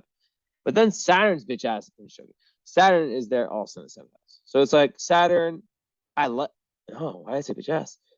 I like it there because it is the glue that holds you guys together. And I love it there, actually. I actually absolutely love it there, especially in its sign Capricorn. So this is like, very, marriage or very, very long commitment. I know you guys have been together 8 years. And it feels when I talk to Fernando, that's the only one I can remember because Mandy, no offense, I just can't fucking remember like anything. Remember like maybe like 10 seconds from Fernando's reading. But yeah, my memory goes back like a month max for readings. But like I remember like feeling an energy, or maybe it was because I don't think it was that. I think it was because I'd already done your chart, already known you. And for his like it was like I was able like I talked to him live, and when we talk live, like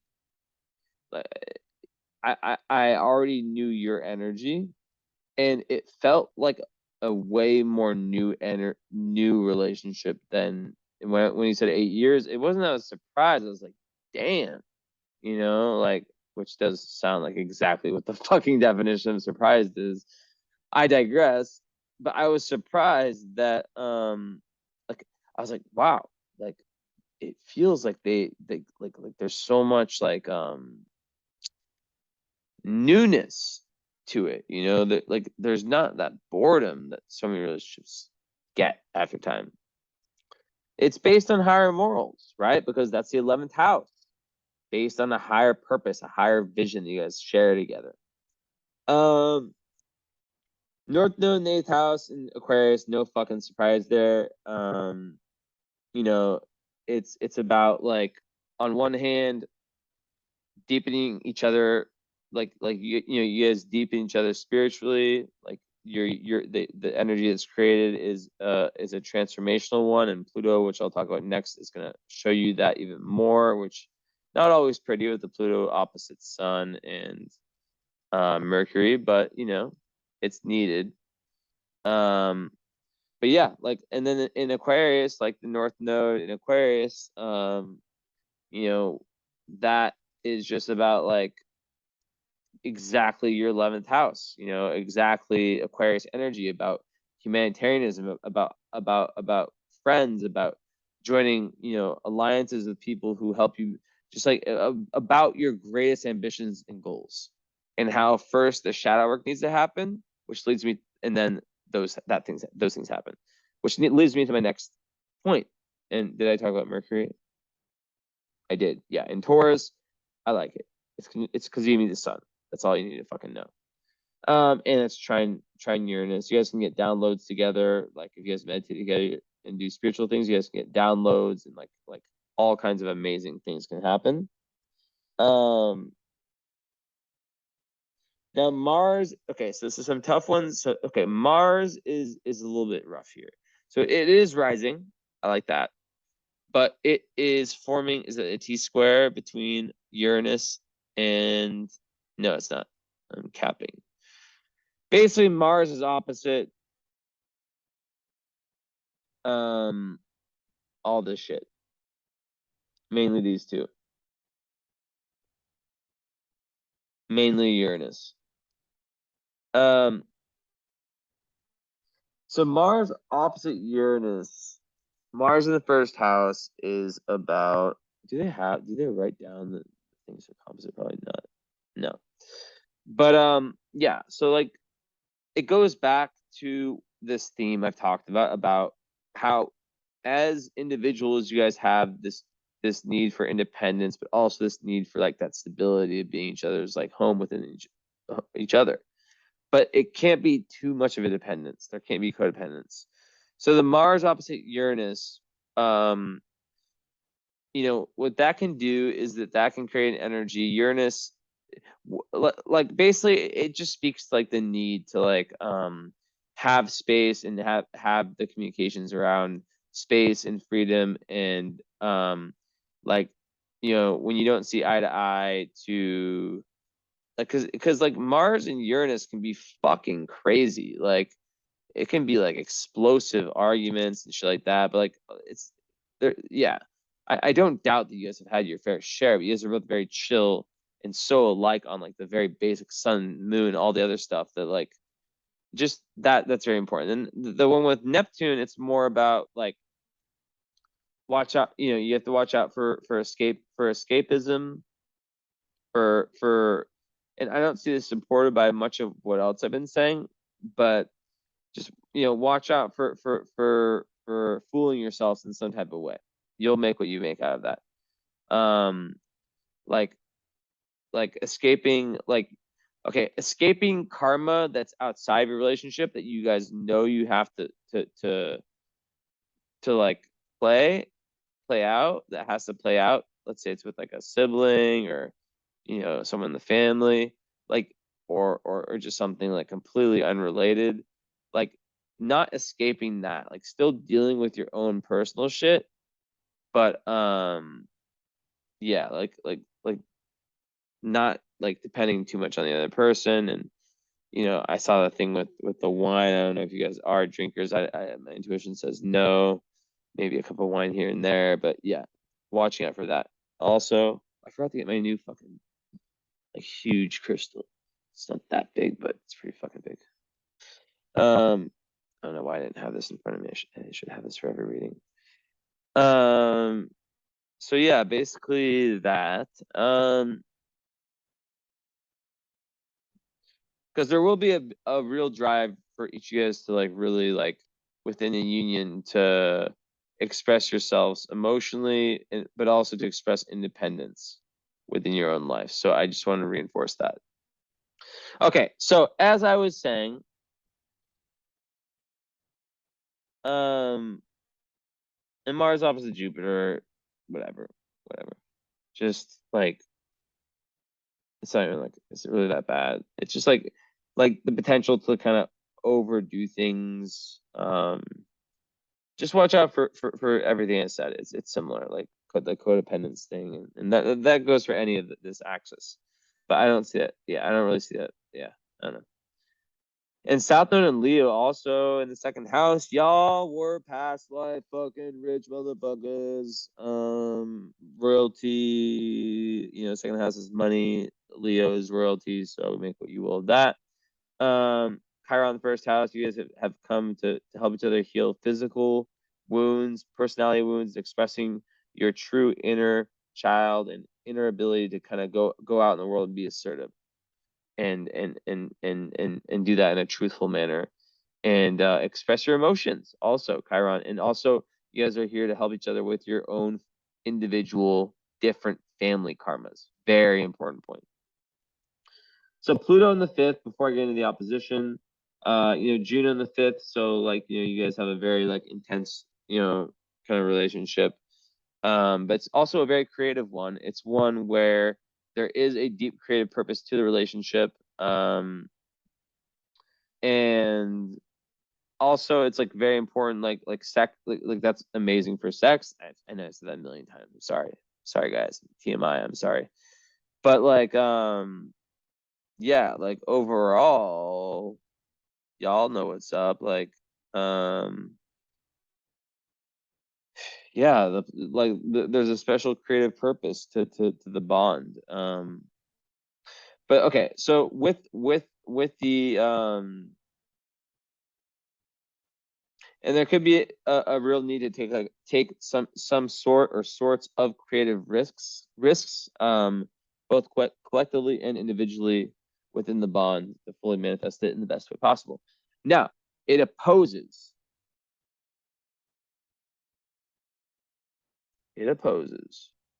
And you guys have Venus square Jupiter, which I love. That's the best square in astrology. And it's like, it's good for money. It's good for love. It's good for expansion. People like anything with Venus and Jupiter in any aspect, opposition, square, whatever, it's always good. So super fucking awesome to have the two benefics in a square. It'll be good for the relationship, 7th house, and for the career, 10th house. So we got to this point. Sun, Mercury opposite Pluto. What could that mean? What could that mean? Now, before I say that, I just want to reinstate that like the ascendant in Cancer will make you guys have like a sort of like the way that you'll be in the. Well, it's interesting. The way you guys will kind of your joint personality will be very familial, very homebody, very comfortable.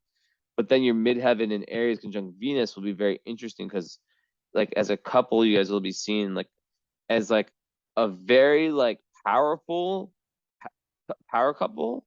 But then Venus is there, so it's like taking away some of that kind of like intimidation that like the Aries can have, I guess you could say. That's the way I see it.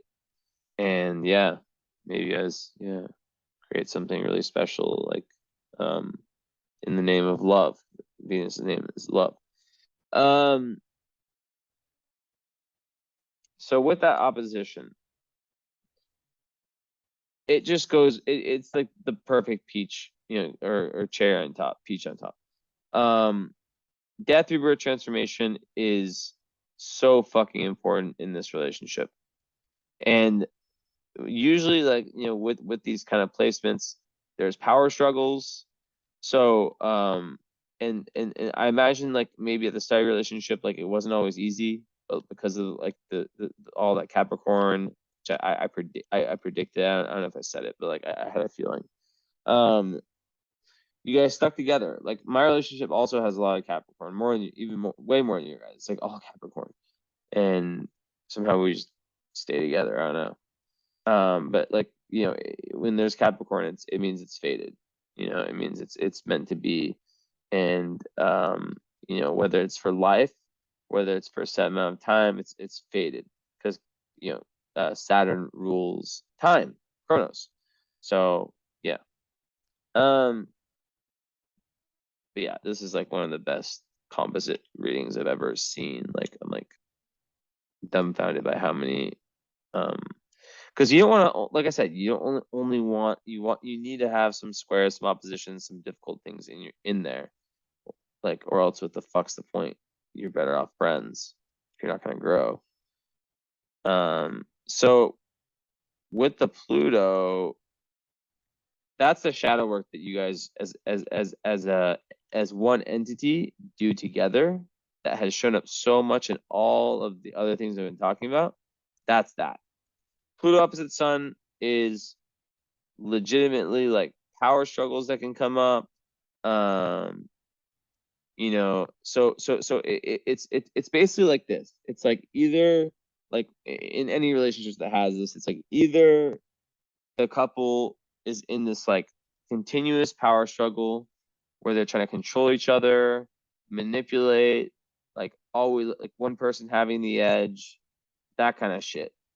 Or the shadow work's done, the death, rebirth, transformation takes place, and that power is found within, and it's used as a superpower. Remember, I don't know if you saw my post of how all aspects are meant to be, hard aspects are meant to be superpowers. Well, there you go. Here's a great example. So yeah, just being able to understand that, and to know that there will be, it's not going to be peaches and creams all the time. And I'm sure you guys know that by now. But at the same time, it's not like, so like Pluto is really like that. It's like, I'm gonna fuck you up. Like if you, like, it's about surrendering to each other, surrendering to what is, and by both of you being spiritual people, I think of this as being like, okay, so like on the mercurial level, there can be like power struggles, like, or through communication, and like that's another thing we need to talk about. You'll have to remind me of all this because I will literally forget every single thing I said. You'll have to literally remind me of what I say. Um, that usually is about arguments. Really deep fucking seated arguments where the individuals project their own unconscious darkness onto each other. So very important to know what the triggers are. And yeah, with the sun, it's about ego. So like letting go of the ego, super important. And then when Pluto integrates, it's like the ultimate power couple who has gone within, changed themselves from within, and they just are the couple that frankly people are jealous of, because people are like, how are they so fucking happy with their Cancer rising, and that sun in Taurus is seem like they're so relaxed. Well, guess what? They have to go through a lot of shit. And then Ceres, being in Aquarius, power fortune Aquarius, it's like, like basically like once again, like by giving each other space, by allowing each other to be individuals, and by also diving deep into everything, as I said before, into the darkness and the Plutonian darkness. That's where the comfort's felt. But there's so many amazing supportive aspects, and that I was speaking about earlier, that like really make all this like more different. So okay, let me look at one other thing.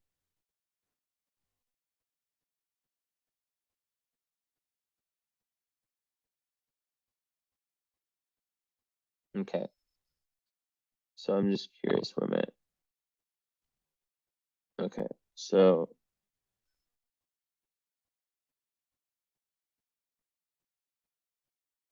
I just want to check this real quick. Yo, come on, yo. What the fuck, yo?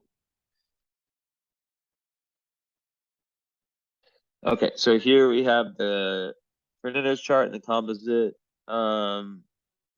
So, um, yeah, Fernando's sun, like Pisces and Taurus works, sextiles, and of course the moon works. And the ascendant, Cancer, a little different, but whatever. Like, the Mars supports that. The composite ascendant is Brown is Black Moon Lilith. Surprise, surprise. So lots of healing for him. And the Mars too. And overall, I find it very supporting in his chart, especially the Aquarius part. And then yeah, like his Mars and Taurus, as I said, like it's really like in his midheaven, like the composite sun and Mercury, it's right on his midheaven, so it's like in his Mars, so it's like really really good for his dharma and his push forward, like gives him that real groundedness and individuality and shadow work to be able to like really get to his highest point, because he has, oh my god, I'm fucking going full circle, I'm impressing myself right now. He has what I have. So this aspect, Pluto conjunct IC, it means that you cannot manifest your highest ambitions as a career without first going within your family trauma or your childhood trauma and confronting it. And this relationship makes him confront it. So I love it. I love it. I love it. I love it. Okay, so now let's hope that it's also very supportive for Mandy. I'm gonna say it. This has been the best. Maybe my memory. Maybe I should stop saying this has been the best, because maybe my memory just sucks and I just forget every reading I've done after a month. And I'm just like, this is the best compatibility reading I've ever done. But I'm gonna say it anyways. This is the best compatibility reading I've ever done.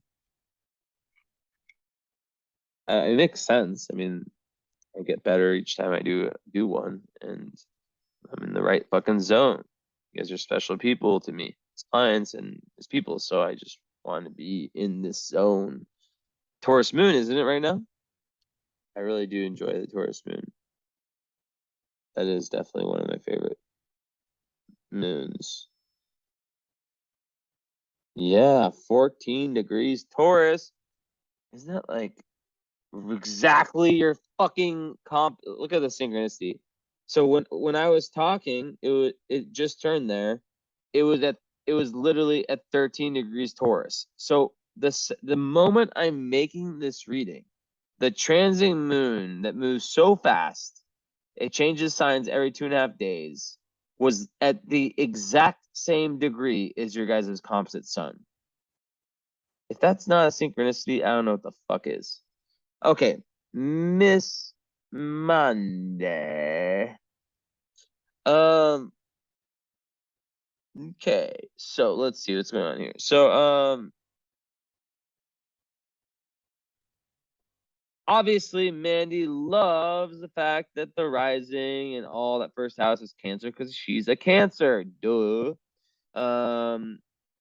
You know, Chiron on her Mercury. I like it. She's able to heal a lot of anything related to like her communication issues or just those oppositions she has natally through that. Beautiful. Obviously the Virgo moon suits you guys both well. And there's one thing I have to talk about: the missing elements in the composite. Her Taurus energy is obviously like right here, so fucking amazing for her. The Venus part of her loves this relationship. Her Mars in Virgo also is right on the moon. Perfect. And oh wow. And look at that. Her Jupiter is exactly conjunct the composite Jupiter by 1 degree off. Of course, you guys have opposite Jupiters, so it makes complete sense that it would be there. But she's gonna love that. So much expansion, so much learning through relationship. Yeah. And with the whole North Node thing, I didn't really comment on that. What's his North Node? His North Node is Aries, right? Yeah. So so Aries and Aquarius are sextiling each other, so that's a good match. So for Fernando, for like where like you guys are trying to get to like this very humanitarian, very like goal oriented place. So that is very supportive of his mission. And also, guess what? And I raised my voice for a reason. Mandy, North Node in Sag, is sextiling. It's a fucking beautiful thing. Like Sag sextiles Aquarius. And it's actually exactly to the degree. 11 and 11.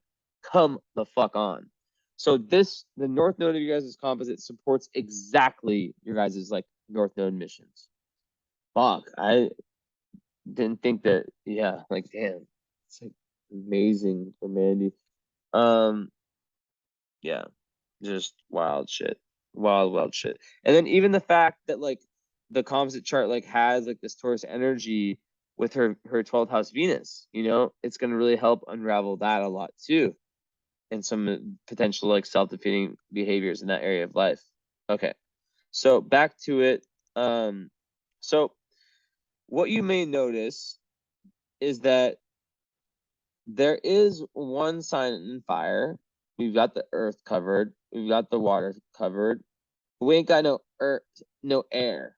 And what is air? As I conclude this reading, and I'll put the face cam on. What is air? Communication. Should I end it like this, or actually talk about what I was going to say? Communication. Communication, seeing the other perspective, giving space. That is, not in the composite. Although there is so much Uranus energy, which is Aquarius, so that does help a lot. But I just want to kind of add that last synchronicity. So overall, just amazing. I mean, what else can I say? Yeah, just purely amazed by this reading and what I've uncovered here. I'm just being honest. Like this is like really fueled me, and yeah, look forward to doing you guys got the couples astro card, so that will be a live reading. So I forgot how we had everything organized. I think there was like a lot of follow-ups bunched into one. Whatever, it's written somewhere, and you guys know, and it's literally in the WhatsApp combo or Instagram combo. So And it's on my file. So yeah. Anyways, hope you guys enjoyed. 2 hours is a perfect fucking time for this reading. So I'm very, very satisfied. I hope you guys enjoyed this. I hope you guys loved this. I hope this was the best moment of your life. I'm joking. But yeah, thank you guys, and talk soon.